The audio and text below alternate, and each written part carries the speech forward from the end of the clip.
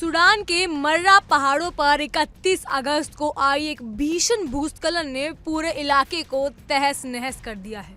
भूस्खलन इतना भयानक था कि एक पूरा गांव इसमें जमींदोदज हो चुका है। इस दर्दनाक हादसे में 1000 लोगों से ज्यादा की मौत हो चुकी है और सिर्फ एक ही व्यक्ति इस प्रलय से जिंदा बच पाया है।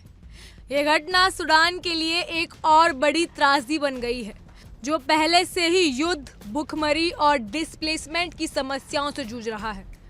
मर्रा पहाड़ों का ये इलाका सूडान के दारफूर क्षेत्र में स्थित है, जहां पिछले कई वर्षों से गृह युद्ध और हिंसा का दौर चल रहा है।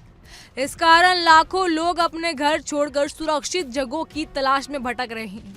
जो लोग अपने जीवन की सुरक्षा के लिए मर्रा पहाड़ों की ओर आए थे, वे अब इस भूस्खलन की वजह से सभी अपने घर, परिवार और सब कुछ खो बैठे हैं।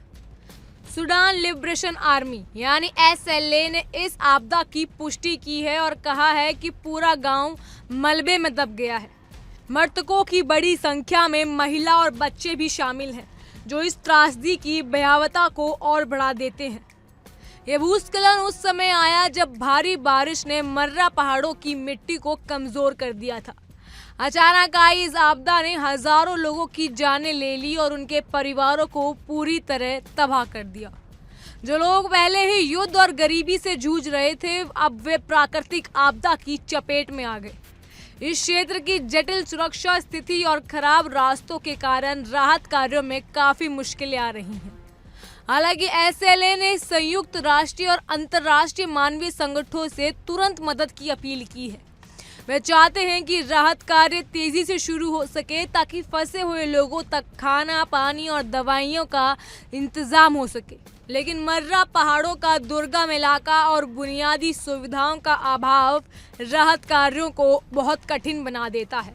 समय की एक एक घड़ी बेहद कीमती है, क्योंकि घायल और फंसे लोग हर पल खतरे में हैं।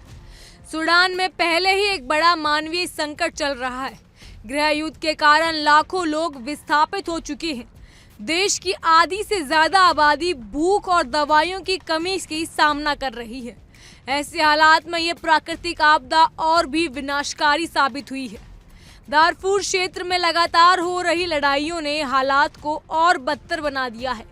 सूडानी सेना और अर्धसैनिक रैपिड सपोर्ट फोर्सेस के बीच चल रही झड़पों ने स्थानीय लोगों के लिए सुरक्षा की स्थिति और खराब कर दी है। बड़ी संख्या में लोग अपने गांव छोड़कर दूर दराज के इलाकों में शरण लेने की मजबूर हो चुके हैं। जहां भी उन्हें सुरक्षा और राहत के लिए पर्याप्त संसाधन मिल रहे हैं, वो वहीं जा रहे हैं। अल फसीर, जो उत्तरी दारफूर राज्य की राजधानी है, वहां भी हालत गंभीर है। हिंसा और संघर्ष के कारण नागरिकों का पलायन जारी है। ऐसे माहौल में राहत कार्य करना बेहद चुनौतीपूर्ण हो गया है। लेकिन अंतर्राष्ट्रीय संगठनों और स्थानीय प्रशासन की कोशिश से प्रभावित इलाकों तक मदद पहुंचने की हर संभव कोशिश की जा रही है। ये भूस्खलन एक बहुत बड़ा झटका है, जिसने पहले ही दुख झेल रहे लोगों के लिए नई मुसीबत खड़ी कर दी है। इससे न केवल हजारों जिंदगियां गई हैं, बल्कि उनकी उम्मीदें और जीवन भी बर्बाद हो गया है। ये सवाल आज हर उस व्यक्ति के मन में उठ रहा है कि इस तरह की आपदाओं के लिए हम कितने तैयार हैं। क्या युद्ध और प्राकृतिक आपदा के बीच फंसे इन लोगों के लिए कोई स्थायी समाधान निकाला जा सकता है?